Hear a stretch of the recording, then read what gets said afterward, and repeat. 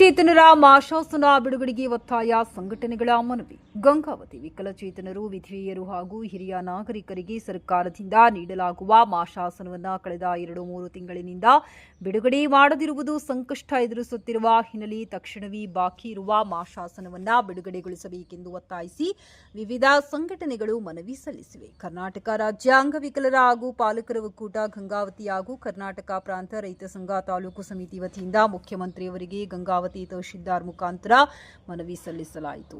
ಸಂಘಟನೆಗಳ ಪ್ರತಿನಿಧಿಗಳು ಮಾತನಾಡಿ, ಅನೇಕ ವಿಕಲಚೇತನರು ಹಾಗೂ ಅವರ ಕುಟುಂಬಗಳು ಸಂಪೂರ್ಣವಾಗಿ ಮಾಶಾಸನದ ಮೇಲೆಯೇ ಅವಲಂಬಿತರಾಗಿದ್ದು, ಮಾಶಾಸನ ವಿಳಂಬದಿಂದ ಜೀವನ ನಿರ್ವಹಣೆಯಲ್ಲಿ ತೀವ್ರ ತೊಂದರೆ ಅನುಭವಿಸುತ್ತಿದ್ದಾರೆ ಎಂದು ತಿಳಿಸಿದರು.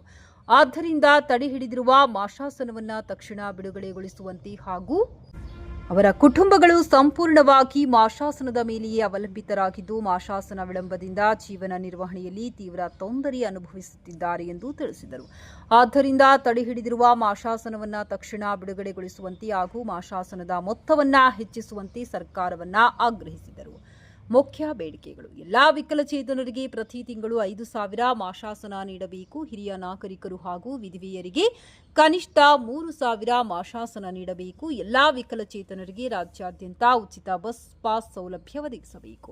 ವಿಕಲಚೇತನರ ಕುಟುಂಬಗಳಿಗೆ ಬಿಪಿಎಲ್ ಕಾರ್ಡ್ ನೀಡಿ 35 ಕೆಜಿ ಅಕ್ಕಿ ಸೇರಿದಂತೆ ಅಗತ್ಯ ವಸ್ತುಗಳನ್ನು ಪೂರೈಸಬೇಕು. ಹಿರಿಯ ನಾಗರಿಕರಿಗೆ ಗುರುತಿನ ಚೀಟಿ ನೀಡಬೇಕೆಂದು ಮನವಿ ಸಲ್ಲಿಸುವುದರ ಮೂಲಕ ಒತ್ತಾಯಿಸಿದ್ದಾರೆ.